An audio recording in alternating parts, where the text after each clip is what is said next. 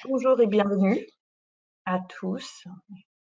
Je suis ravie de vous accueillir aujourd'hui pour ce webinaire qui est dédié aux sciences cognitives et l'apport pédagogique pour l'apprentissage des mathématiques en cycle 2. Et tout particulièrement dans le cadre du projet P2IA qui est impulsé par le ministère de l'Éducation nationale. Donc, tout d'abord, j'ai le plaisir de présenter nos deux invités, chercheurs en sciences cognitives. Donc, Monsieur André Knops, qui est chercheur au CNRS en psychologie du développement et de neurosciences cognitives à l'Université de Paris. Et Monsieur Emmanuel Sander, professeur ordinaire à l'Université de Genève dans le domaine de intervention aux situations scolaires, apprentissage et développement. Bonjour.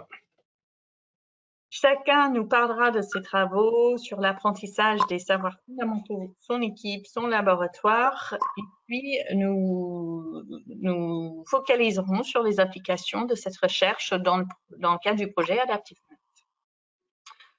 Math. Je sais que dans les participants, il y a certaines personnes qui ne connaissent pas le projet Adaptive Math, donc je profite du temps de connexion pour dire quelques mots sur le projet. Donc, Adaptive Math, c'est un projet lauréat pour l'apprentissage des mathématiques dans le cadre du projet d'innovation P2IA, qui vise à développer un assistant pédagogique digital. Adaptive Math propose des innovations sur 3 axes. Donc, tout d'abord pédagogique, aussi le sujet qui nous réunit aujourd'hui. Donc, les contenus sont basés sur la recherche récente disciplinaire sur les sciences cognitives. Nos deux invités nous en parleront en détail. Aussi intelligente, avec la mission de développer une intelligence artificielle française destinée à l'éducation et en faveur de la personnalisation des parcours d'apprentissage et surtout au service de l'enseignant.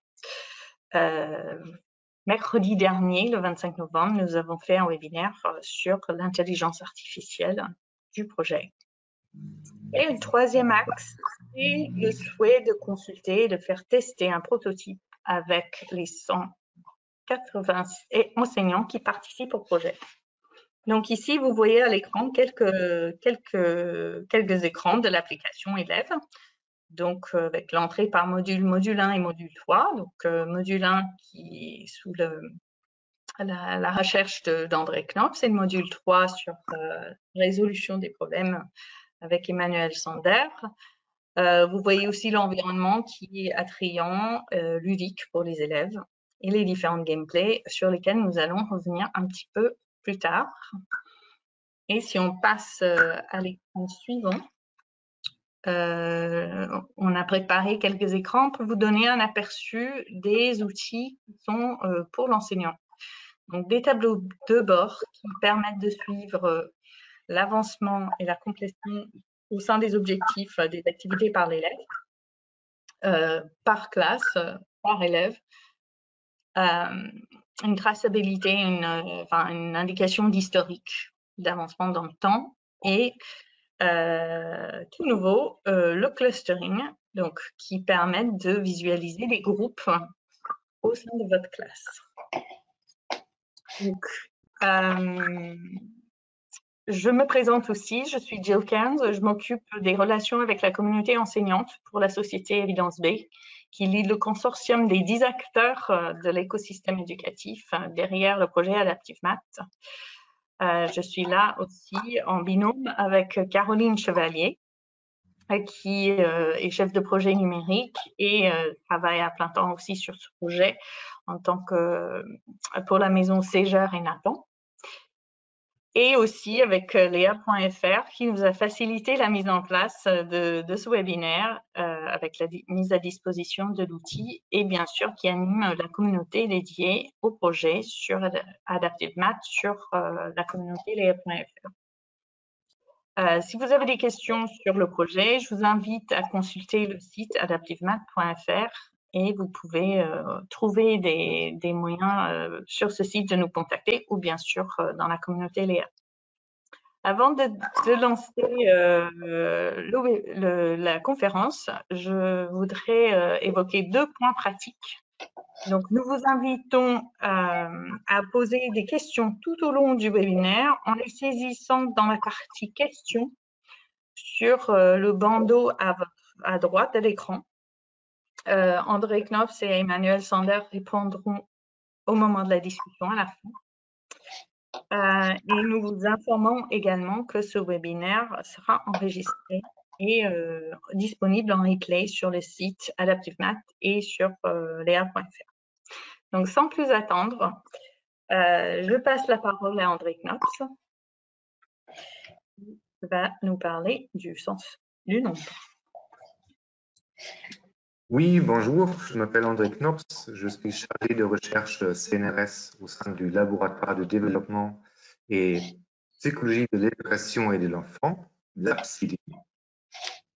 Et c'est un grand labo qui fait des recherches sur plusieurs axes, mais il y en a une axe qui s'intéresse au développement des mathématiques, plusieurs facettes de cet domaine.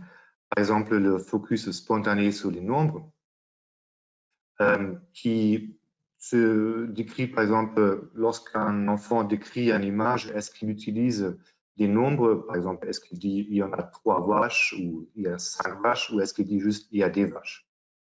Donc, est-ce qu'il y a un focus spontané et à quel point il est lié au développement des compétences mathématiques ultérieurement? Nous nous intéressons aussi à la situation socio-économique et quel impact ça a sur l'apprentissage des mathématiques ou la plasticité neuronale, à quel point l'apprentissage des mathématiques change le cerveau au niveau fonctionnel ou encore anatomique. Moi, je m'intéresse plutôt au calcul mental et tout ce qui est lié avec la perception des nombres et des quantités. Donc, mes travaux de recherche portent sur les mécanismes neurocognitifs du calcul ainsi que leur développement. Donc, il y en a plusieurs façons d'étudier ces mécanismes, dont je vais décrire 2. On peut se focuser à identifier des facteurs qui nous aident à prédire le succès dans un domaine, et ensuite, dans une deuxième étape, à chiffrer leur importance.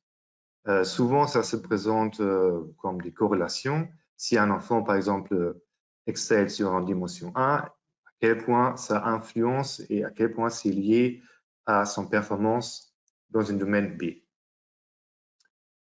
Deuxièmement, on peut décortiquer très finement les mécanismes sur un niveau cognitif ainsi que sur un niveau neuronal.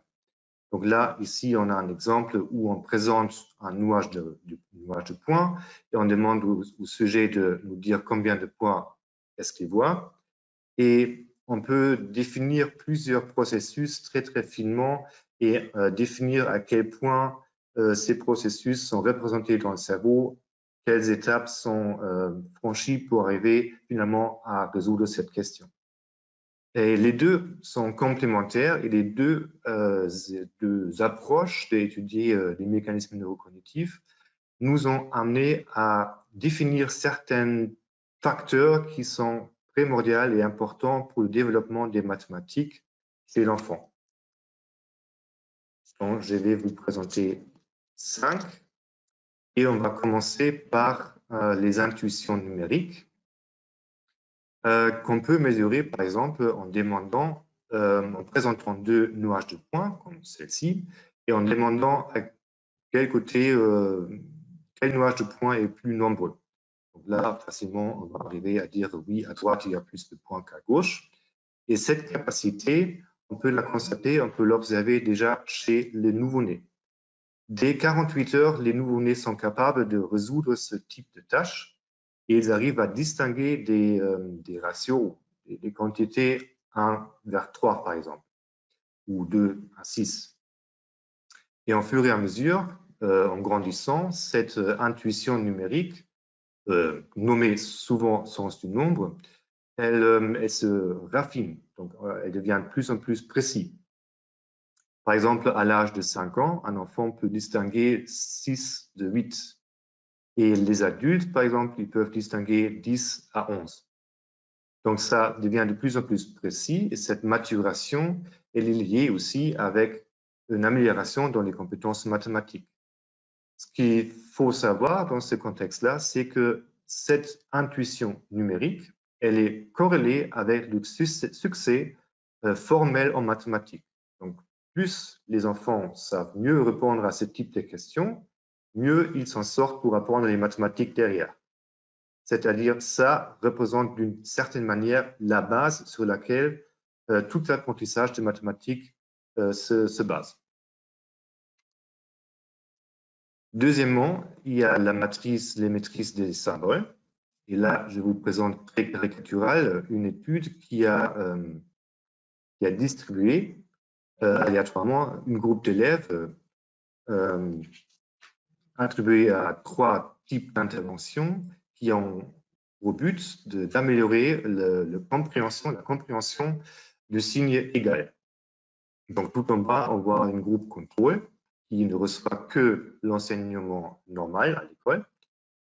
Puis un deuxième groupe, représenté tout en haut, qui reçoit une formation supplémentaire où on leur présente des équations du format standard. A plus B égale C ou A plus je ne sais pas quoi égale à C. Et puis au milieu, on voit un troisième groupe qui est présenté avec des équations dans du format non standard. Donc là, on voit A égale à quelque chose, C égale à A plus quelque chose, ou encore A plus P égale à C plus quelque chose. Et puis après cette intervention, on a fait faire des tests, on a fait faire des élèves des tests, on a constaté que les deux groupes, les deux interventions supplémentaires où on a présenté des équations, ils s'en sortent mieux après en résoudre des problèmes arithmétiques, mais notamment cette groupe qui a eu la présentation des équations sous format non standard, l'a eu un effet supplémentaire, donc elles s'en sortent le mieux. Donc, ça veut dire que mieux on maîtrise, mieux on comprend des symboles qui sont impliqués dans des équations simples comme celle-ci, mieux c'est pour comprendre l'arithmétique. Et troisièmement, la connaissance des nombres. La connaissance des nombres, on peut la tester sous plusieurs formes. Par exemple, ici, on demande aux enfants de choisir le plus grand nombre, 8 ou 2, de compléter une suite, 9, 11, 9 plus 11, ou nous indiquer quelle de ces séries est croissante ou quelle n'est pas croissante. Donc 7, 8, 7, 9, 11 c'est croissante, 9, 5, 11 n'est pas croissante. Donc, on a trouvé que les enfants qui savent mieux répondre à ce type de questions, ce type de tâches, apprennent mieux ou sont meilleurs en mathématiques plus tard. Donc, la connaissance des nombres, comprendre bien les nombres et leur signification, ça aide bien évidemment à comprendre les mathématiques plus tard. Donc tout ça, on nomme ça, on peut dire c'est des fonctions de domaine spécifiques parce que ça parle des mathématiques propres. C'est pour ça que c'est spécifique à cette domaine de mathématiques. Mais les compétences mathématiques font aussi appel aux fonctions exécutives, par exemple. Donc, des fonctions exécutives, c'est des fonctions qui nous aident à inhiber des réponses précoces, par exemple, ou à filtrer certaines informations, ou aussi de guider notre attention. Pour tester ces fonctions exécutives, on peut utiliser le même type de tâche qu'auparavant. Donc, on va demander quel est le plus grand chiffre, sauf que là, on va introduire un petit conflit. Par exemple, ici, on a un 8 qui est plus petit en taille de caractère que le 2. Donc ça, il y a un conflit entre la taille physique et la taille numérique. Donc pour répondre à la question quel est le nombre de la valeur plus grande, il faut résoudre ce conflit. Il faut négliger ou inhiber la dimension physique. Deuxième exemple, 1851, c'est bien évidemment 51 qui est plus grand, mais il y a un conflit entre dizaines et unités. le 51 a la unité plus petite que 18, 1 est plus petit que 8, et c'est pour cela que ça prend plus de temps à répondre à ces types de questions par rapport à des questions genre 11 et 58, où les dizaines et les unités, il n'y a pas de conflit. Ou finalement 1,8 et 1,21. Si on prononce comme ça, si on dit les nombres comme ça, eh bien évidemment, ça peut induire un conflit parce que 21 est plus grand que 8. Et donc, les enfants auraient peut-être l'idée que 1,21 est plus grand que 1,8. Donc là, on voit à plusieurs instances que cette capacité d'inhiber certaines réponses précoces, intuitives, est importante pour arriver à la bonne réponse. Et finalement, on a trouvé que les fonctions spatiales et le réseau cortical est très important et très impliqué lorsqu'on résout des problèmes mathématiques. Par exemple, ici, dans l'étude de Frick 2018, on a demandé aux enfants quels des deux fantômes à gauche rentrent exactement dans ce trou qui se trouve à l'intérieur de rond noir. Pour répondre à cette question, l'enfant doit manipuler, réorienter les petits fantômes mentalement pour arriver à la réponse. Ah bah, c'est le petit fantôme à droite qui rentre exactement dans le petit trou qu'il y a prévu. Et on a trouvé que cette capacité de répondre à ce type de questions, plus ils sont vite, moins ils font des erreurs, plus ils sont bien aussi, ou plus leurs capacités mathématiques sont élevées. Donc, ils sont mieux en addition, soustraction et certaines autres opérations numériques. Donc, ces types de fonctions spatiales est fortement corrélé avec la performance en mathématiques. Et tout ça, ça s'intègre dans une idée que pour résoudre les problèmes, pour apprendre les mathématiques, on fait appel à un réseau cortical qui est évolué il y a très longtemps pour d'autres fonctions. Donc, d'une certaine manière, on recycle des fonctions spatiales pour des fonctions culturelles aujourd'hui. On est bien d'accord qu'il y a quelques milliers d'années, il n'y avait pas encore des problèmes arithmétiques, mais il y a bien des problèmes spatiaux. Il fallait se repérer dans l'espace, il fallait retrouver certains endroits, il fallait manipuler mentalement certains objets pour qu'ils rentrent quelque part. Donc tout ça, ça a permis de développer un réseau des fonctions spatiales qu'aujourd'hui on utilise pour résoudre des mathématiques. Et c'est pour cela que quand on parle de la représentation mentale du nombre, on utilise souvent la métaphore d'une ligne mentale numérique. On s'imagine que lorsqu'on voit, comme ici, une tâche choisie le plus nombreux, on voit deux nuages de points et on active certaines positions sur une ligne numérique mentale pour résoudre ce type de question. Donc, cette question de spatialisation des informations numériques est primordiale. Et ce que je vous viens de décrire, c'est des fonctions de domaine général parce que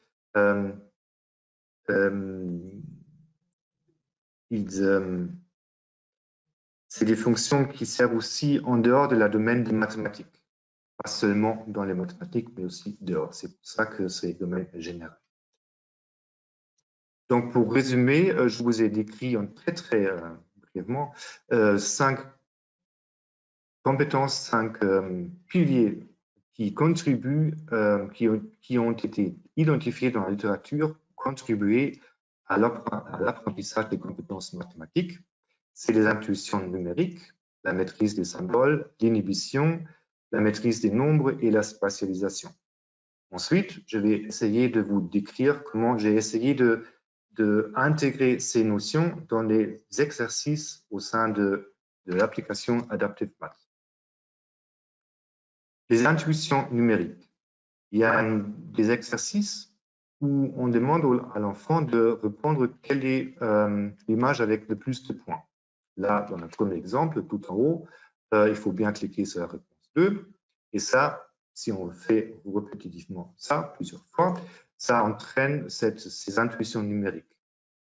Mais en plus, au fur et à mesure, on va introduire certains conflits entre, par exemple ici, la taille des points et l'information numérique. La quantité plus petite à gauche a des plus grands points. Donc, ça entraîne la capacité d'inhiber les dimensions qui sont non pertinentes pour arriver ou focuser sur ce qui est important dans ces contextes-là, c'est l'information numérique.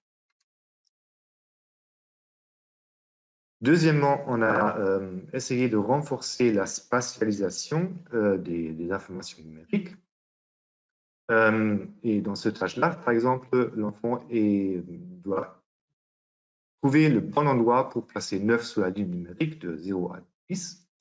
Là, j'ai réussi, évidemment.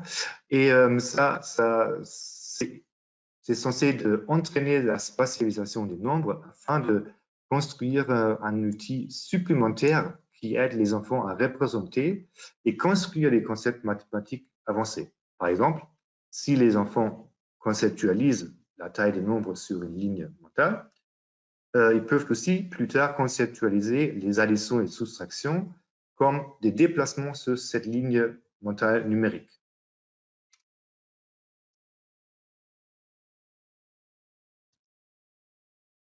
Au fur et à mesure, on joue avec certains facteurs dans cette tâche-là pour accentuer la nature spontanée approximative de cet emplacement sur la ligne. Par exemple, on peut changer les repères. Au lieu d'utiliser des bons nombres comme 0, 50, 100, 10, on peut utiliser par exemple 23 à 173 et demander aux enfants, trouve-moi l'emplacement de 28 sur cette ligne. Donc là, ça va rendre plus compliqué toutes les stratégies mathématiques peut-être. Je trouve le milieu, et à partir de ça, je me repère sur la ligne, mais renforcer, accentuer la nature approximative de cette opération et spatiale. Ou encore, on augmente l'étendue. Donc, au lieu de 0,10, on présente 0,1000 pour encore confronter l'enfant avec des étendues qu'il ne connaît pas encore, mais au fur et à mesure, il va élargir sa représentation d'espace numérique. La connaissance des nombres, on a un exercice comme celle-ci où l'enfant est présenté avec 5 blocs en bleu en bas et doit glisser un certain nombre d'éléments de blocs orange pour remplir jusqu'à 9. Donc là, j'ai rempli jusqu'à 9 en faisant glisser les 4. Et ça entraîne d'une côté le comptage, parce qu'on peut bien compter les blocs, et la décomposition des nombres. Ici, le 9 se décompose en 4 plus 5. Et ça renforce aussi l'association entre symbole et cardinalité, parce que la totalité de 9, ça représente ça sur l'écran. En plus, en utilisant une ligne numérique, on renforce encore cette côté de spatialisation des informations numériques. Puis, en fur et à mesure, les informations numériques deviennent de plus en plus abstraites. Par exemple, ici, on a enlevé les blocs individuels. C'est que des barres maintenant. Et on a ajouté des symboles, des chiffres arabes à côté de chaque barre. Donc là, ça renforce l'association entre la longueur et le chiffre arabe. Et plus tard, on a enlevé toutes les aides visuelles, donc c'est que des blocs uniformes qui représentent, il n'y a pas de correspondance entre longueur et taille numérique. Et donc là, on voit que les informations, au début, ils sont concrètes et à la fin, ils sont un peu plus abstraits. C'est ça l'idée. Et pour la connaissance des nombres, on a aussi un certain exercice où l'enfant doit encore cliquer sur le nombre qui a la valeur la plus grande. Et dans le premier exemple, 8, 19, c'est très congruent. Le 19 est même plus grand que le 8 physiquement, donc la taille de caractère est plus grand.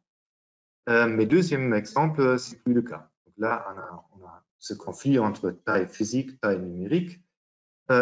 Et en jouant avec cette congruence entre la taille numérique et la taille des caractères, ça permet de guider l'attention vers la dimension numérique et non vers la dimension non pertinente. Pour la maîtrise des symboles, on a ce type d'exercice où il faut glisser plus grand égal ou plus petit que pour décrire la relation entre les chiffres qui sont en triangle là, 5, 4 et 6.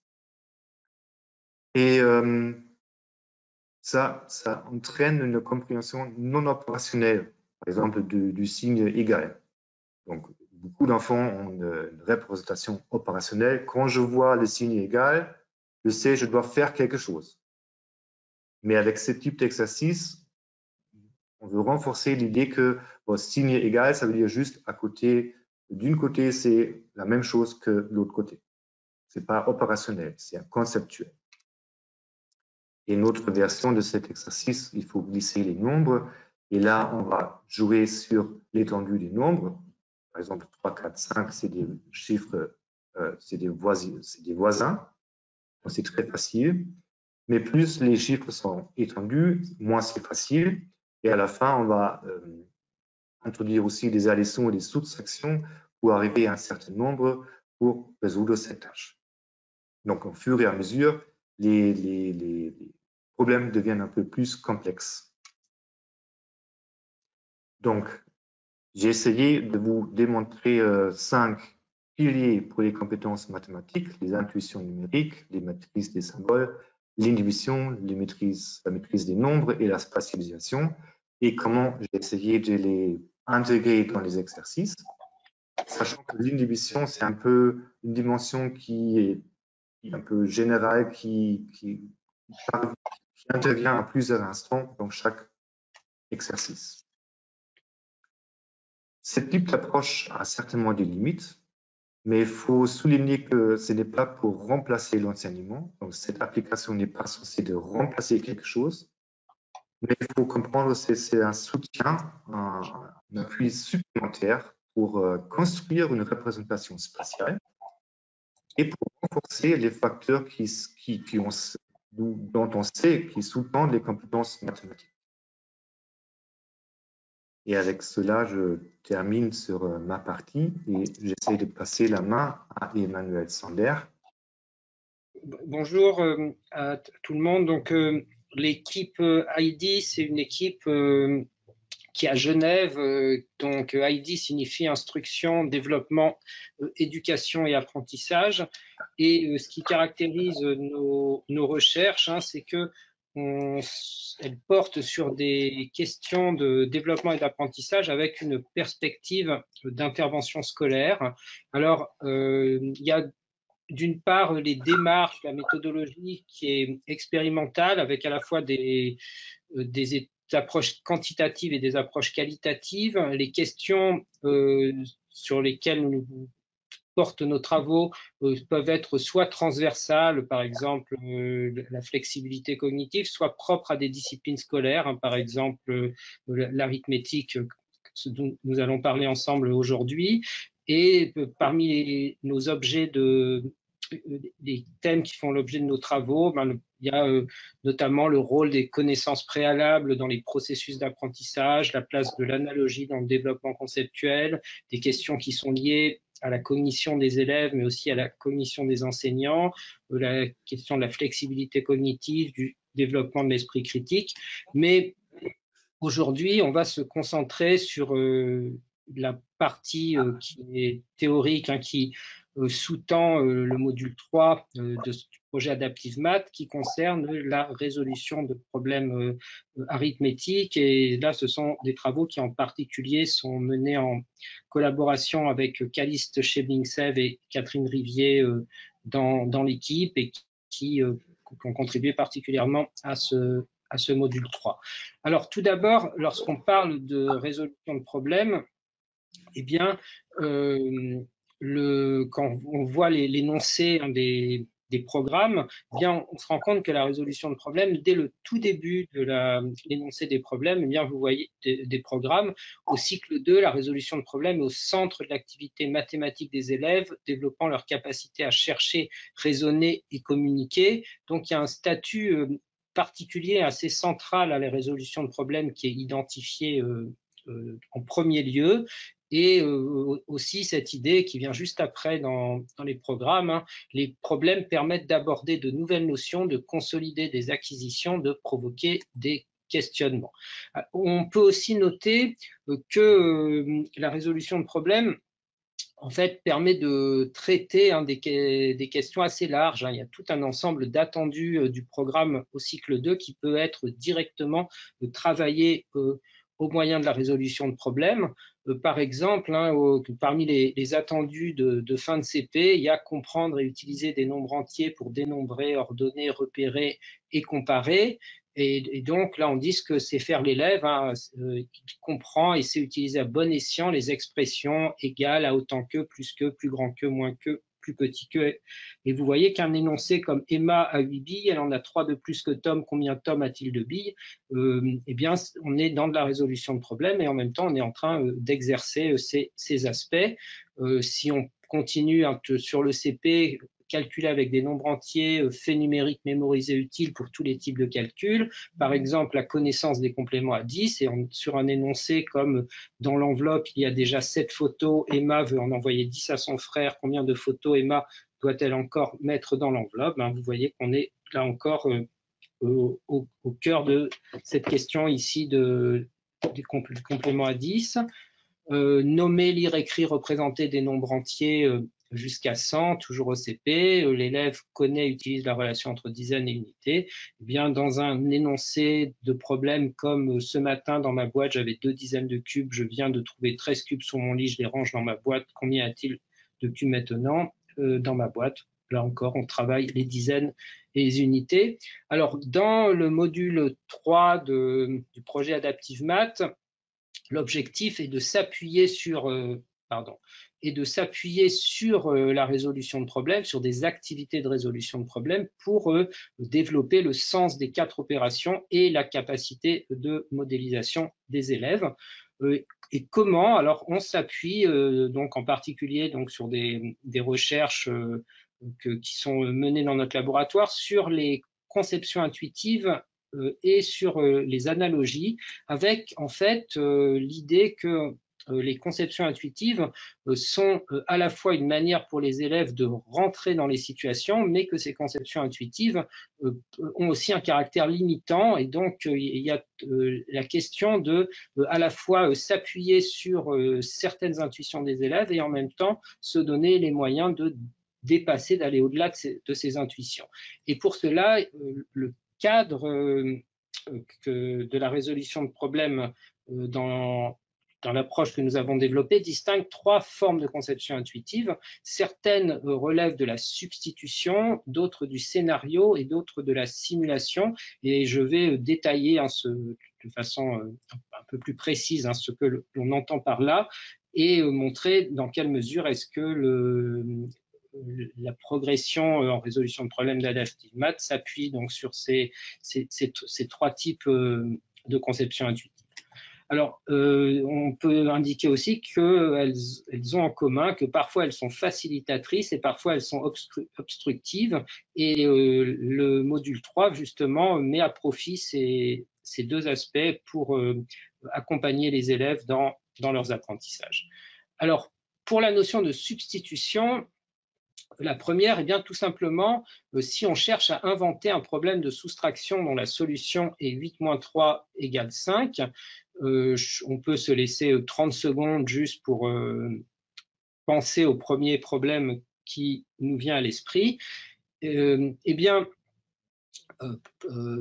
probablement, si vous êtes laissé aller à envisager un problème de soustraction, eh bien, le problème de soustraction qui vous est venu en premier à l'esprit est un problème dans lequel il y a une personne qui a une certaine quantité de quelque chose, et puis ensuite, un événement survient qui conduit à faire perdre une partie de cette quantité, et de manière presque invariable, la question qui porte et sur le reste. Alors ça, c'est tout à fait un typique des conceptions intuitives. Ici, un problème de cette nature traduit la conception intuitive de la soustraction que soustraire, c'est perdre, retirer, enlever. Et plus précisément, dans la conception intuitive de la soustraction, on connaît la totalité, il y a une partie qui en est retranchée et la question va porter sur la partie restante. Alors, même si notre intuition nous dit que la soustraction, c'est chercher ce qui reste, en fait, sur le plan mathématique, il y a aussi tout un ensemble de situations dans lesquelles on peut résoudre les problèmes par une soustraction, mais la situation n'est pas du tout une situation de recherche de reste. Par exemple, si on cherche à inventer un problème de soustraction, toujours dont la solution est 8 moins 3 égale 5, et dans lequel on ne perd rien, on ne fait que gagner, eh bien, un problème comme celui qui s'affiche à l'écran, dans lequel on sait que donc Paul a 3 billes, il en gagne pendant la récréation et maintenant il en a 8, combien de billes a-t-il gagné? Eh bien là, on note que cette fois, on peut bien résoudre ce problème par une soustraction, mais la question porte sur ce qui a été gagné. Alors vous voyez que dans le problème précédent, eh bien, on va rencontrer la conception intuitive de ce qui est soustraire, alors que dans le deuxième, on va être en dehors du domaine de validité de cette conception intuitive. Alors ce prisme, hein, le fait de s'intéresser à la concordance entre les situations proposées aux élèves et puis leur conception intuitive des opérations arithmétiques concernées, permet notamment de comprendre pourquoi on rencontre des difficultés particulières dans la résolution de certains énoncés.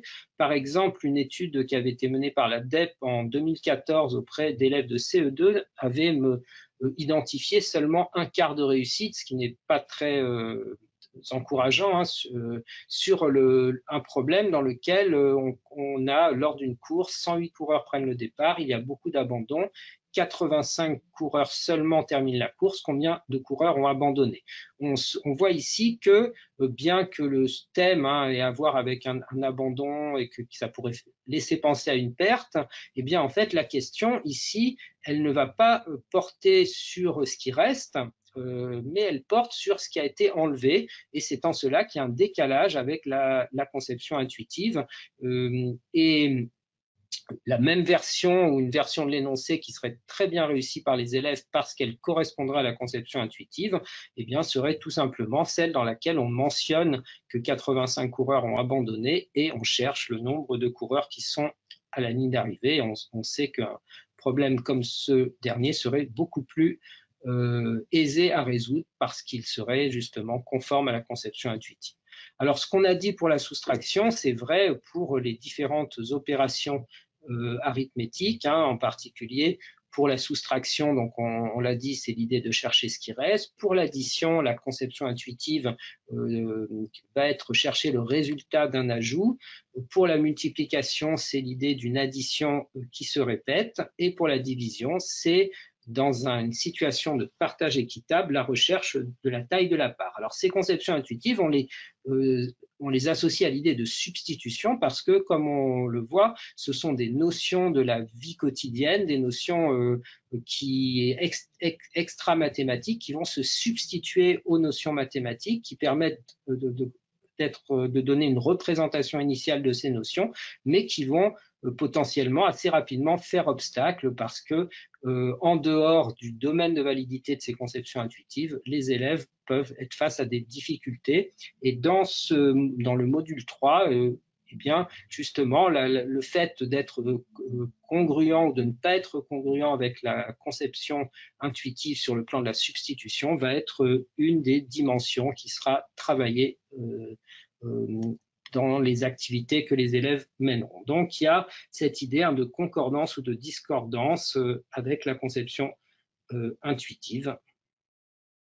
Donc, ces cas qui vont être mathématiquement valides, mais non conformes à la conception intuitive, qui sont des objets d'enseignement particulièrement importants pour favoriser la conceptualisation de ces notions. Ensuite, le second la seconde dimension, c'est les scénarios. Et là, il s'agit en fait des scénarios qui sont évoqués par les énoncés de problèmes qui parfois orientent vers l'usage d'une opération arithmétique plutôt que d'une autre. Et là encore, hein, comme précédemment, il y a des contextes dans lesquels cela va être facilitateur lorsque le scénario évoque du fait des connaissances de la vie quotidienne qui sont associées aux objets une certaine opération arithmétique, ou à l'inverse, lorsque ce n'est pas le cas, eh bien, l'élève peut se retrouver face à une difficulté parce que il faudra s'appuyer sur autre chose que sur le scénario pour envisager la meilleure stratégie pour résoudre le problème. Par exemple, lorsqu'on regarde ces deux tâches, la première, on cherche à inventer un problème dans lequel il est question de 12 oranges et de 4 pommes, et le second, inventer un problème dans lequel il est question de 12 oranges et 4 paniers. Eh bien, je pense que tout le monde se rend compte que si on faisait l'exercice, eh bien, dans le premier cas, on aurait envie d'additionner ces deux éléments, les oranges et les pommes, éventuellement initier une soustraction en les comparant, mais on aura beaucoup de mal à envisager une multiplication, une division. C'est l'inverse dans le deuxième cas où la relation fonctionnelle entre les oranges et les paniers invite à une division ou à une multiplication. C'est ce qu'on trouve d'ailleurs de façon très prédominante. Il y a des recherches sur les manuels scolaires qui montrent que les scénarios sont souvent construit de manière à ce qu'il soit plutôt facilitateur, ce qui signifie qu'il y a tout un espace de problèmes qui peut être intéressant et important à travailler pour favoriser le développement de l'abstraction, dans lesquels, cette fois, les scénarios cessent justement d'être facilitateurs par rapport aux opérations qui conviennent pour résoudre les problèmes. Typiquement, quand on voit un énoncé comme Léa a 3 oranges, elle reçoit 10 pommes par orange, combien de pommes reçoit-elle? Eh bien, on se rend compte que sur le plan de la substitution, il s'agit bien ici d'une addition répétée parce qu'on peut très bien résoudre le problème en additionnant 3 fois la valeur 10. Il y a ce groupe de 10 pommes que l'on peut additionner de façon itérée. La difficulté ne vient pas de la substitution, elle vient potentiellement du scénario parce que les pommes et les oranges, comme on vient de le voir, orientent plutôt vers une structure additive, d'addition ou soustraction, et non vers une structure multiplicative. Et donc, réussir à identifier la multiplication ici est un enjeu particulier qui indique qu'on n'est pas dans une dépendance particulière à un scénario facilitateur. Pour ce qui est de la simulation, qui est donc ce troisième pilier ici, c'est la question que parfois, pour certains énoncés, eh bien, il est possible de résoudre le problème sans faire appel à l'opération arithmétique.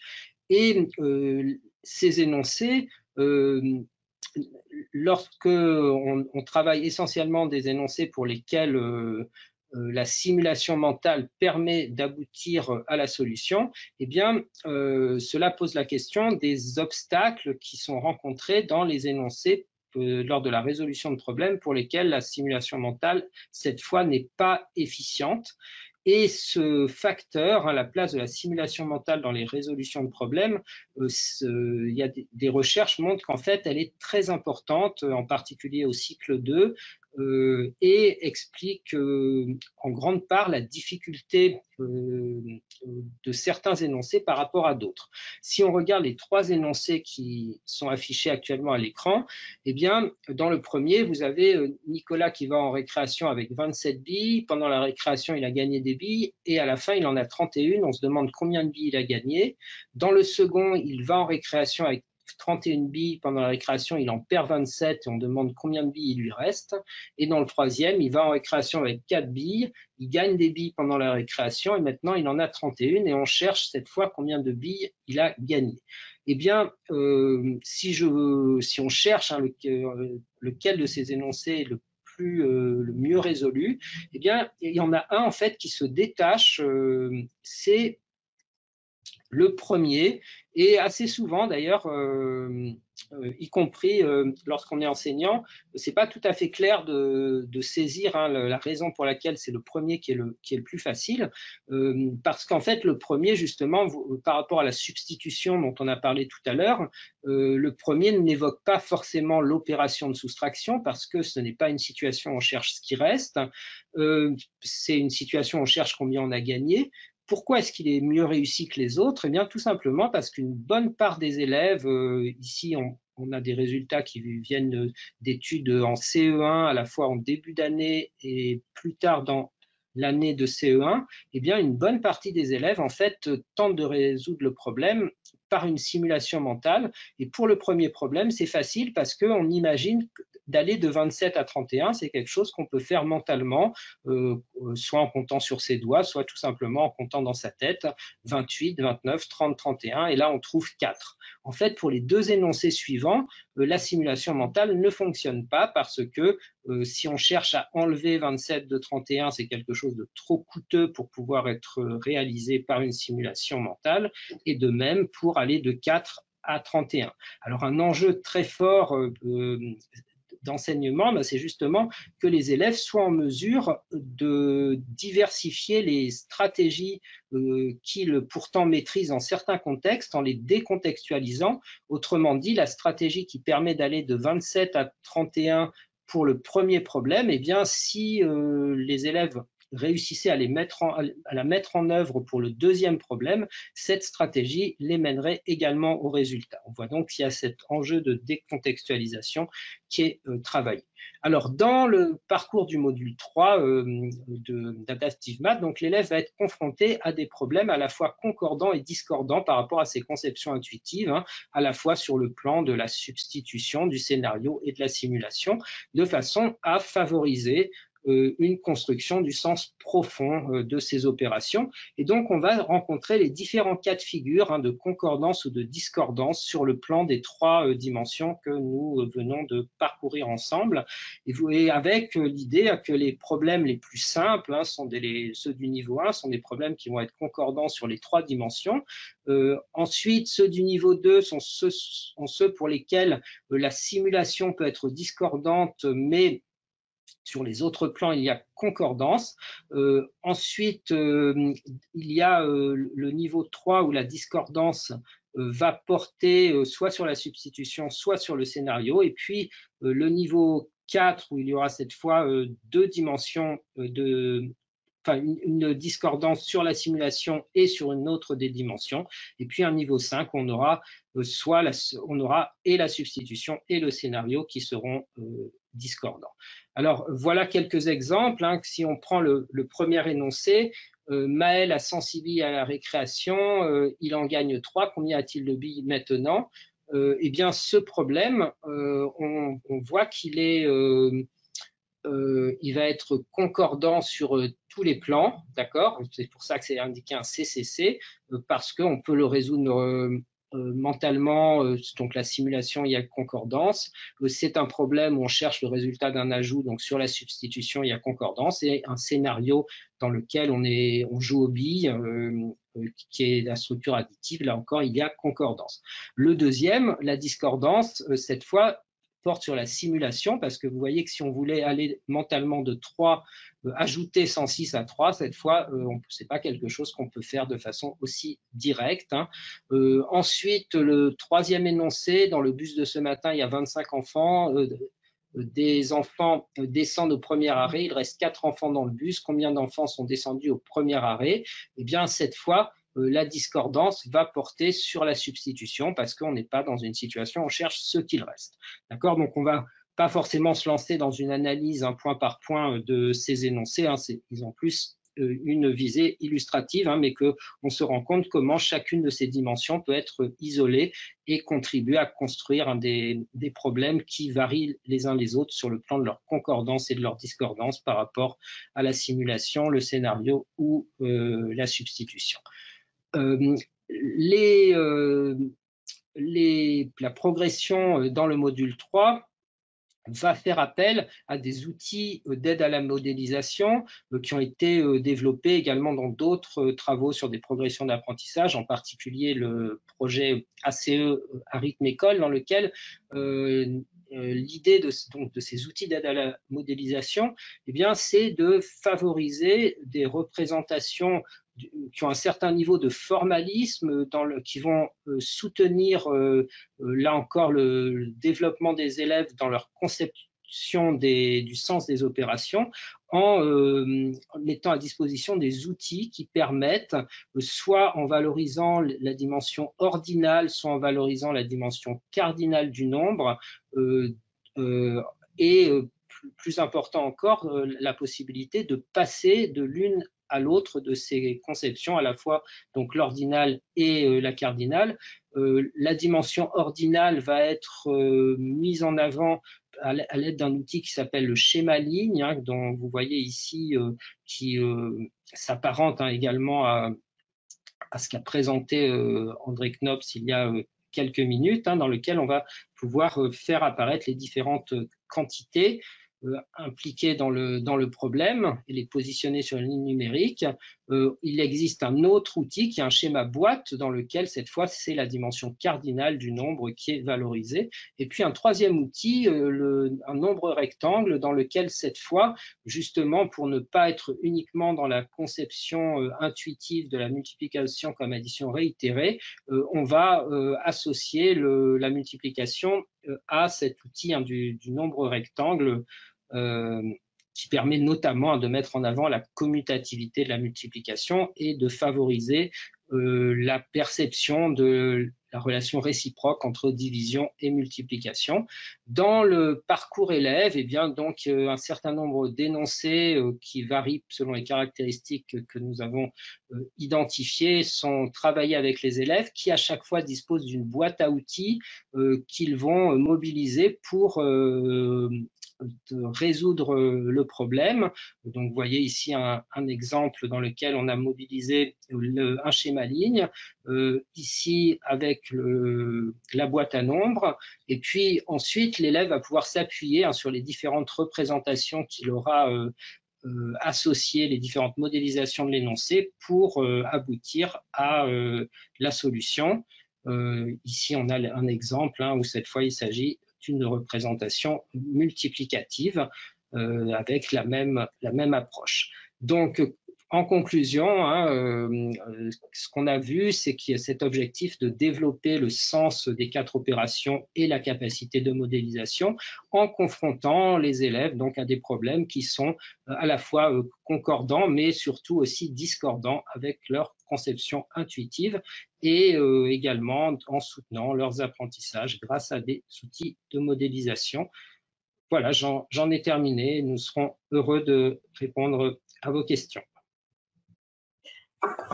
Merci beaucoup. Merci Emmanuel et André. Donc, j'ouvre donc la partie de la discussion. On a quelques questions qui sont arrivées, donc je vais vous les lire. N'hésitez pas à envoyer vos questions, vos étonnements, etc. dans le chat. On va les traiter au fur et à mesure. Donc, la première question, Laetitia. Donc, bonjour, je ne suis pas certaine de percevoir les nuances entre les deux formats présentés dans la maîtrise des symboles. Donc, ce serait plutôt pour André sur le module 1. Les nuances dans les deux façons de s'entraîner sur la compréhension des symboles, si j'ai bien compris la question. C'est pour un peu... Principalement, c'était censé introduire un peu de variabilité dans le type d'exercice que les enfants font. Donc, soit on bouge les symboles, soit on bouge les nombres. Il n'y a pas de grande différence entre les deux, si ce n'est que introduire un peu de variance, un peu de variabilité. D'accord, super. Est-ce que ça répond à votre question, Laetitia? N'hésitez pas à répondre dans le chat. Et aussi une question de la même personne, des études ont-elles montré les effets des fonctions exécutives en résolution de problèmes mathématiques et plus particulièrement au collège? Oui, oui, oui, il y a des études là-dessus. Le problème avec le problème, oui, il y a des effets. Le problème, c'est que c'est la généralisation. Donc, ce que je vous ai présenté, c'est certains exemples, certaines situations où il faut inhiber un certain type d'information pour se focuser sur une autre. La question maintenant, c'est est-ce que ça généralise à travers plusieurs situations et contextes? Et là, mon espoir en faisant ça, c'est d'en créer tellement cette notion que, voilà, fais attention à ce que tu regardes et focus-toi sur la dimension numérique, que les enfants développent une sorte de métacondition, un biais de se dire, ah bah, à chaque fois, à chaque situation, il y a peut-être quelque chose qui est intuitif et je dois réfléchir, est-ce que ma réponse intuitive est la bonne? Donc, ce type de métacondition, c'est important et c'est surtout ça ce qui est efficace. Sauf que, à cet âge-là, à cycle 2, c'est un peu compliqué de directement commencer avec ça. Donc, c'était une approche implicite pour arriver à cette métacondition. Super. Merci André. Une question pour Emmanuel. Quel est le rôle des conceptions intuitives dans la résolution de problèmes de proportionnalité? Eh bien, comme pour les opérations arithmétiques, hein, la question qui a à se poser, c'est comment est-ce qu'on perçoit dans un premier temps la proportionnalité et dans quelle mesure est-ce que cette perception première, elle permet de capturer l'ensemble de la notion sur le plan mathématique, dans quelle mesure est-ce qu'elle permet de faire face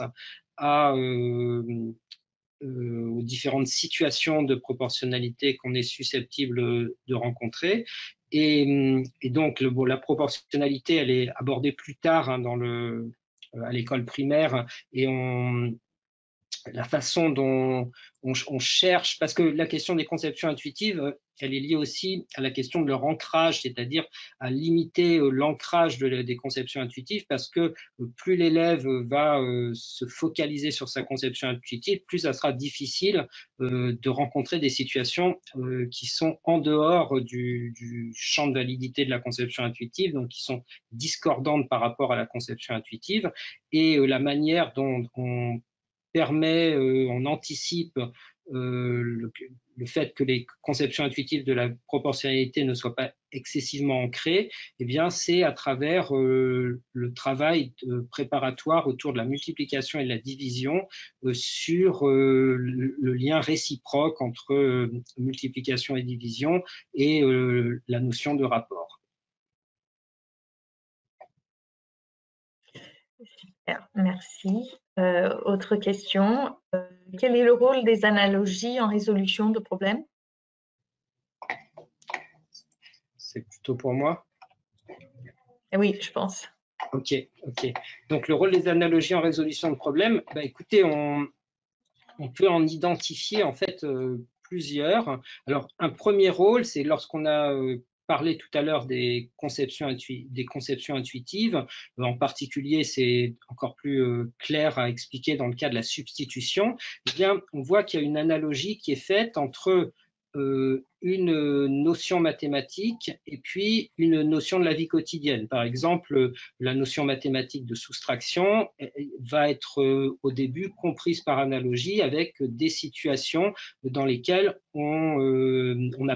quelque chose a été enlevé et la question porte sur ce qui reste. Donc là, il y a une analogie directe entre des notions qui ont été développées hors du cadre scolaire qui vont être retransposées comme entrée dans des notions scolaires. Donc ça, c'est un premier niveau où l'analogie va avoir un rôle central en résolution de problèmes. Et puis, il y a un deuxième niveau qui est travaillé à travers, alors c'est un point que je n'ai pas développé ici dans la présentation, mais ce qu'on appelle le recodage sémantique, dans lequel justement, tout à l'heure, quand je vous ai indiqué que en parlant de la simulation, eh bien, il y a certaines stratégies qui étaient gagnantes, qui permettaient de trouver la solution facilement, mais que les élèves ne réussissaient pas à associer à certains contextes.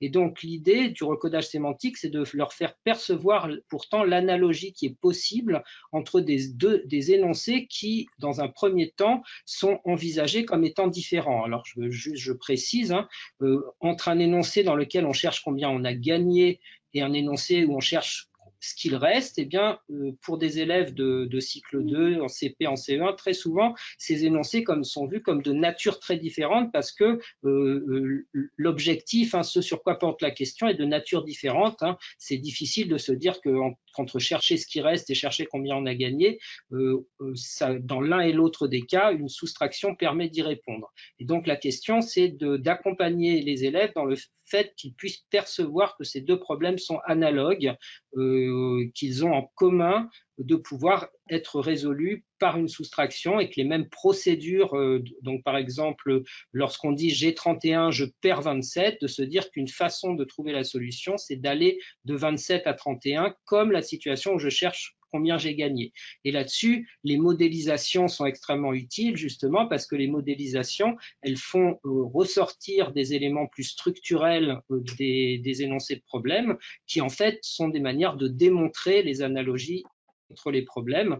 Bien sûr, c'est important d'associer ça à du sens, hein, c'est que les élèves voient en quoi on peut repenser le problème et identifier en quoi ces différents énoncés de problèmes sont analogues les uns avec les autres. Les outils de modélisation sont des leviers qui favorisent cette perception d'analogie entre énoncés. Super, merci. Une nouvelle question pour André Knops.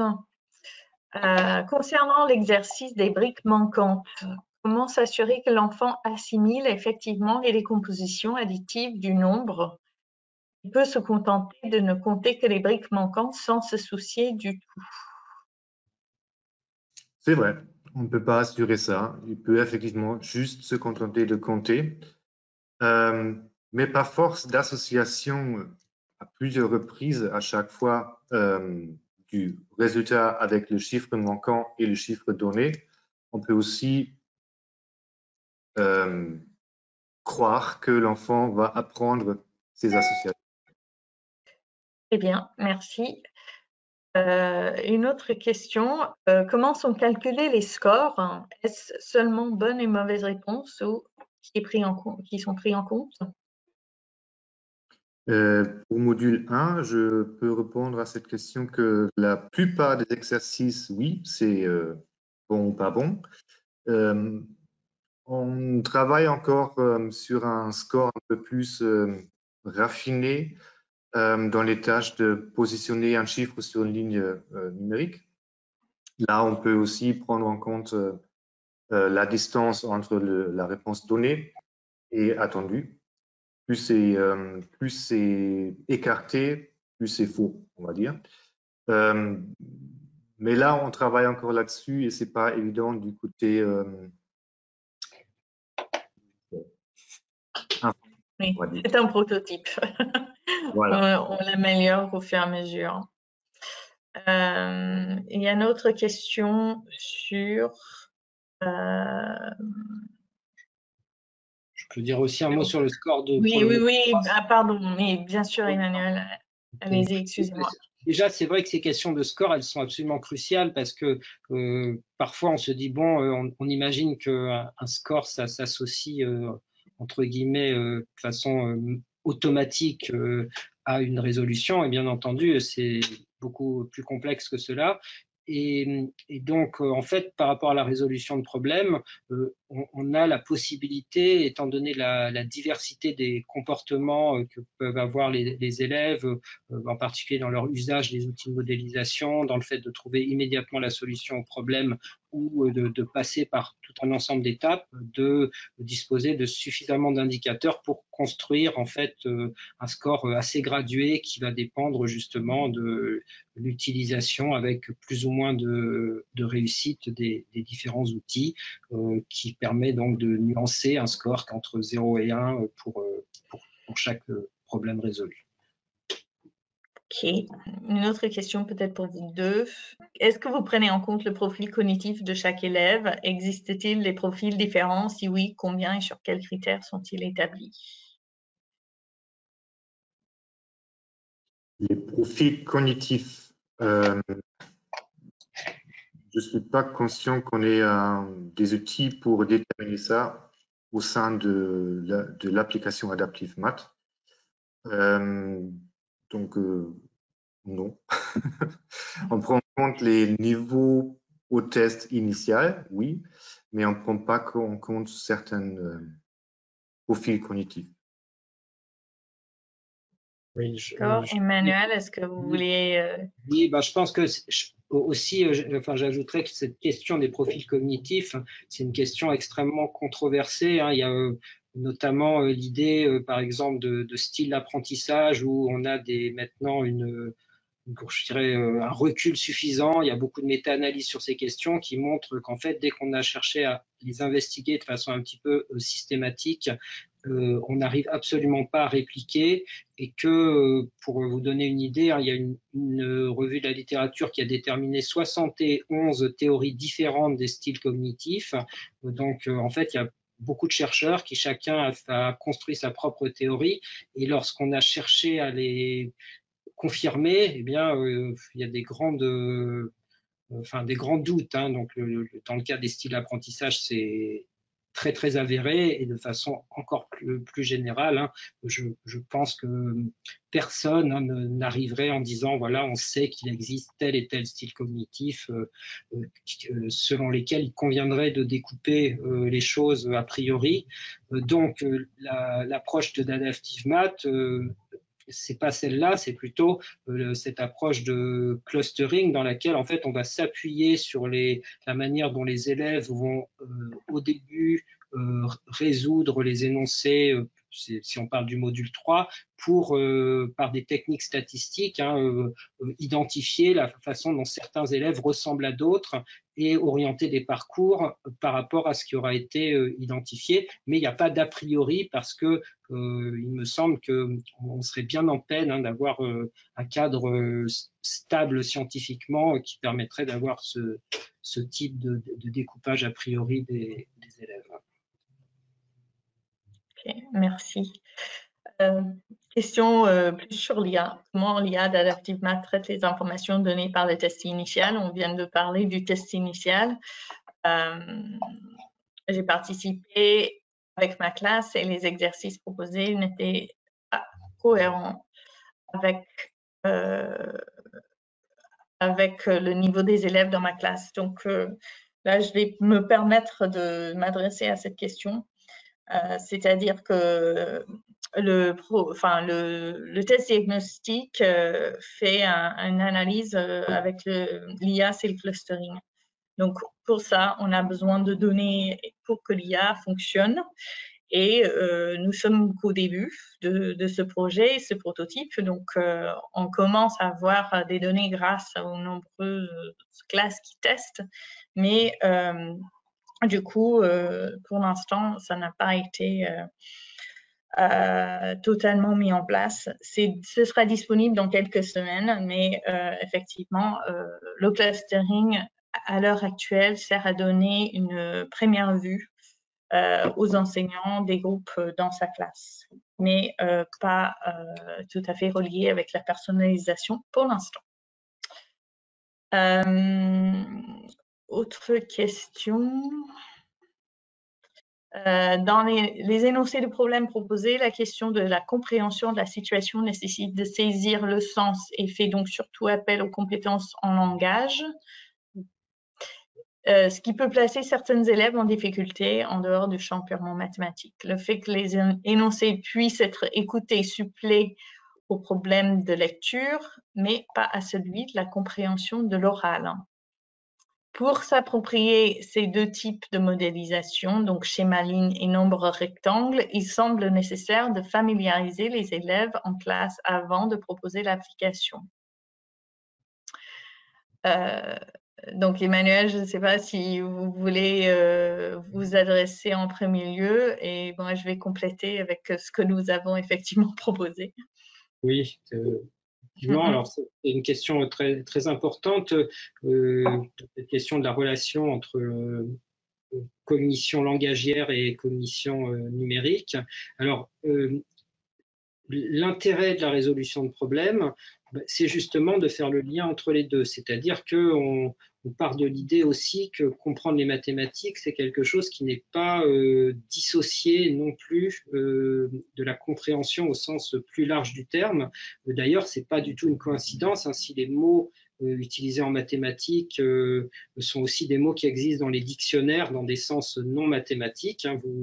Vous pouvez faire l'exercice et vous vous rendrez compte que en fait, les termes mathématiques sont aussi des termes langagiers, et il y a tout un champ de recherche qui montre justement la porosité qui existe entre les significations extra-mathématiques et les significations mathématiques, et même en général entre les champs scientifiques et puis des conceptions qui sont, enfin toute l'histoire des sciences montre que les progrès se font aussi en partant de cognitions qui sont pas forcément ceux du domaine lui-même. Et donc l'idée, c'est plutôt au contraire de favoriser le pont qu'il y a entre les conceptions extra-mathématiques et les conceptions mathématiques pour que les élèves puissent, je dirais que sur le plan cognitif, qu'il y ait une cohérence, et puis puissent s'appuyer sur des concepts qu'ils ont développés dans leur vie quotidienne et qui pourraient avoir une pertinence lorsqu'il s'agit d'acquisition mathématique. Alors les exemples que j'ai pris quand on parlait d'échanger des pommes et des oranges, eh bien vous voyez que des situations d'échange, par exemple, eh bien ça peut être un appui pour travailler la notion de rapport, par exemple, et quasiment toutes les notions mathématiques, hein, là on parle des opérations et puis du cycle 2, mais ça reste vrai bien après, et en un sens c'est encore plus évident ensuite, mais les notions mathématiques prennent racine sur des notions extra-mathématiques qui sont de l'ordre du langage. Donc l'idée qu'il y aurait un monde mathématique à part et un monde langagier à part, c'est une idée qui a perdu du soutien, je dirais, dans ces dernières années dans les travaux sur la question. Et nous, on cherche à mettre l'accent sur ce lien entre cognition langagière et cognition mathématique. Donc, c'est plutôt une richesse, d'une certaine manière, de réussir à lier les deux, ce qui n'enlève pas du tout l'intérêt hein, de travaux de cognition mathématique dans lesquels le langage est exclu, mais la résolution de problèmes a justement cette caractéristique qu'on peut voir aussi comme un avantage de permettre ce lien entre les deux. Sur la question des outils, je vous laisse rebondir, Gilles. Sur oui. C'est très important que les élèves puissent apprendre avant à les utiliser, et ça c'est une des choses auxquelles on tient beaucoup parce qu'on est totalement persuadé qu'il n'y a pas un travail d'appropriation préalable, et bien ça serait préjudiciable clairement. Tout à fait. Et donc à ce titre, dans Adaptive Math, vous avez des vidéos démos à destination des élèves qui sont à la fois disponibles dans l'interface et aussi pour faciliter le travail préparatoire par les enseignants dans l'espace Adaptive Math sur le site compagnon. Donc, il existe des tutoriels sur le schéma ligne et la boîte à nombres et le nombre rectangle. En plus de 2 fiches pédagogiques qui expliquent les fondements dans une coquille de noix, j'ai envie de dire, parce que le champ est vaste, mais qui donnent une synthèse des réflexions qui sont justement fondamentales dans l'élaboration de ces 2 modules. Donc, n'hésitez pas à vous connecter sur Adaptive Math pour consulter ces fiches et ces vidéos. Donc, la dernière question, c'est comment vous vous y prenez pour faire du diagnostic des lacunes? Dans le test initial, il y a plusieurs dimensions et en fonction de niveaux dans chaque dimension, on va dire, l'algorithme va choisir le niveau bon, c'est ça l'idée, de choisir le niveau d'exercice que l'enfant va faire. Donc, c'est en faisant des tests préalables qu'on va découvrir les lacunes, si vous voulez. Emmanuel? Oui, pour le module 3, justement, vous voyez que je ne pense pas que ce soit utile de vous remontrer le transparent, mais il y en a un dans lequel on voit toute la diversité des énoncés selon la nature des concordances et des discordances sur le plan des conceptions intuitives. Et donc, en fait, un élève qui réussit le cas concordant mais qui échoue le cas discordant, eh bien là, ça vous pointe directement une lacune sur laquelle il est ensuite possible de travailler. Super, merci beaucoup. Donc, je pense qu'on va s'arrêter là.